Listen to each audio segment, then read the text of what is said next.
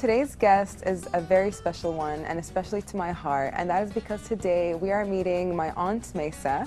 She is a director, a scriptwriter, and also a producer. Maysaa, hello. Hi, I'm so happy to be here. As Qamar said, that I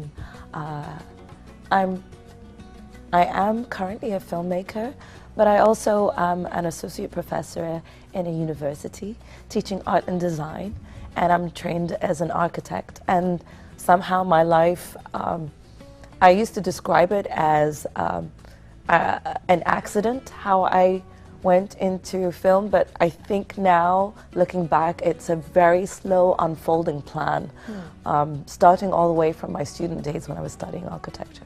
That is amazing. And I feel like with the architectural eye, has that come in handy to your film career, like having that eye for, I guess, architecture or the settings and coloring maybe?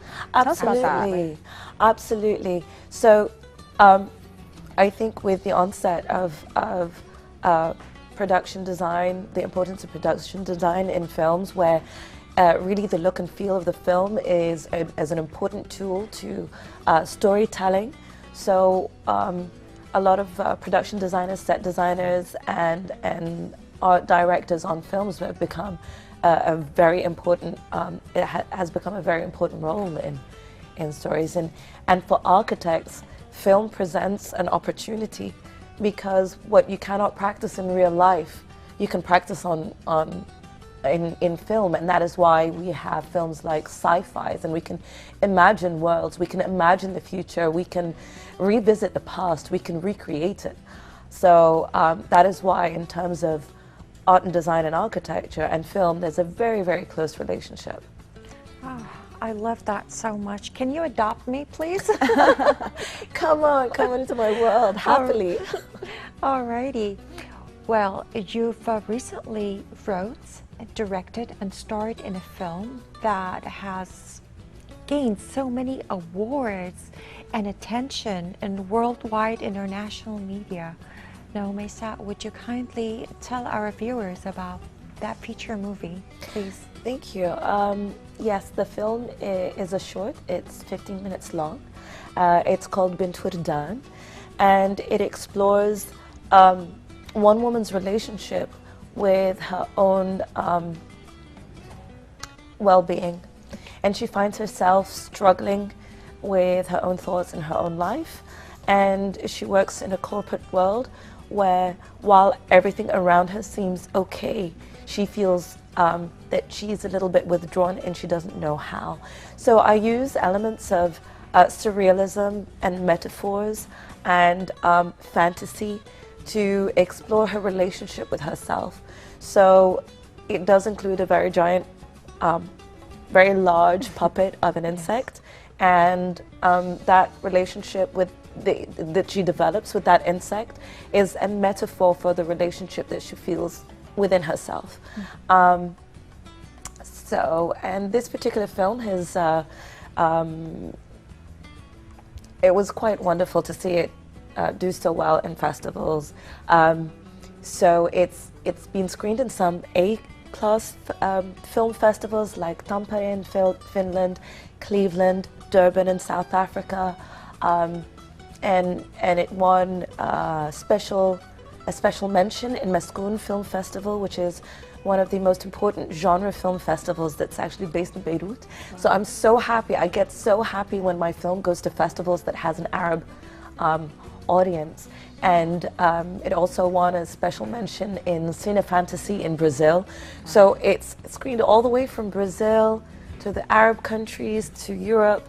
So I was very happy that it kind of gathered momentum and gained an audience. And I'm very, very pleased to say that it also screened just last week here in Kuwait. In a university's first film festival. So I'm really pleased that the film has made it home back to Kuwait. I'm so proud of that. That's fantastic. Thank and you. even I remember watching it for the first time at home, because it is one of those films where it is so surreal, but there's such emotion in it as well. So as a viewer, we felt so many emotions of things that weren't physically said in the film, but you feel them as a physical emotion that even afterwards we had to have a discussion. what did the insect mean? What is she trying to say? Like, and even the discussion that happens after the film was such an amazing thing to have amongst ourselves. I love that. I think for this particular film, it's so important because when you use elements of surrealism and fantasy, you are opening up a film for interpretation. So a lot of people come up to me and ask me, what does this film mean? And it meant something to me, but what's more interesting for me is like, what did this film mean to you?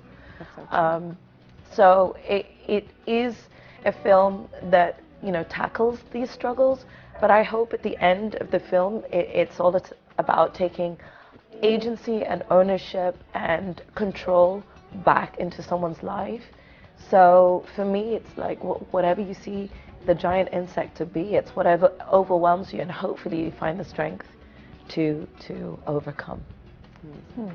Now, as a film director, also a producer and writer, mashallah, were there any difficulties in, say, getting a project together?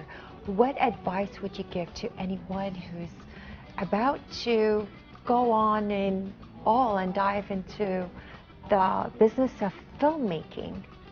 Yeah, it really is a journey, because filmmaking, there's different ways you can make a film. Nowadays, with the technology that we have in our phones, you can grab a phone and start shooting.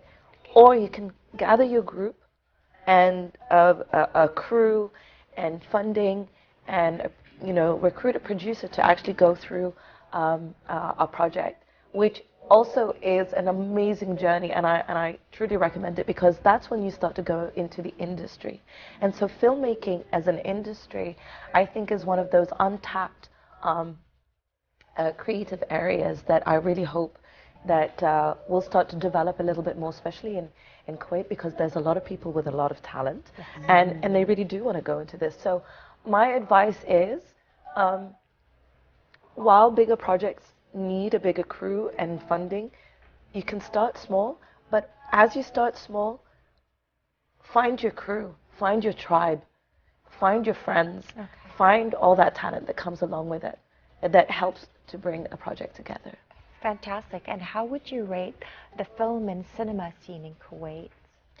It is, when we're talking about, we're very good at our TV industry. It's flourishing, it's great. We have a long history of television projects. When it comes to cinema, it's still very nascent, it's still very young, but I think the advantage of that is that there's a lot of opportunity. It may be a struggle, but there's a lot of young people with a lot of great ideas, and since, you know, there are festivals that, you know, that have happened in the past, and they're happening now. I think there's room for storytelling, and I think we've got great stories to be told from the region. And that's one of the reasons I wanted to pursue filmmaking as well, is that I feel that in our region, especially from Kuwait, from the GCC, and as a woman, there's a unique story that's not being told. 100%. Yes. That's so true. Like, there isn't a lot of media representation of real Kuwaiti stories. Like, we see the ones that are in Ramadan and they're over dramatized, but we want to hear our real stories, like our sister's story, our neighbor's story, our mother's stories. That's the stories that we need to see in film in our region, and I'm so happy that you're putting it. And cross-cultural communication, and I think this is what my film Raha Khalloni and I Was Left Behind was all about. It was about me finally as an adult connecting with a memory that I have of my grandmother, of her telling me things when I was 5 years old and not understanding the significance of the things that she was telling me until much later, now that I'm an adult and I am far away from family sometimes, and that longing for connections across family. You know, those are the kind of stories that I like to tell. So they're very particular to women, and particular to women of a certain age, and those kind of connections of internal struggle, but also sometimes addressing the heartache and the longing between family and country, because I find myself traveling a lot, and I am starting now to long for Kuwait And so my last film was about that, especially I made it during Corona. And so this is the difference between Bint Wardan that had a huge crew and a big budget and set designs and everything like this, to And I Was Left Behind, which was a film that I made just with me and one friend.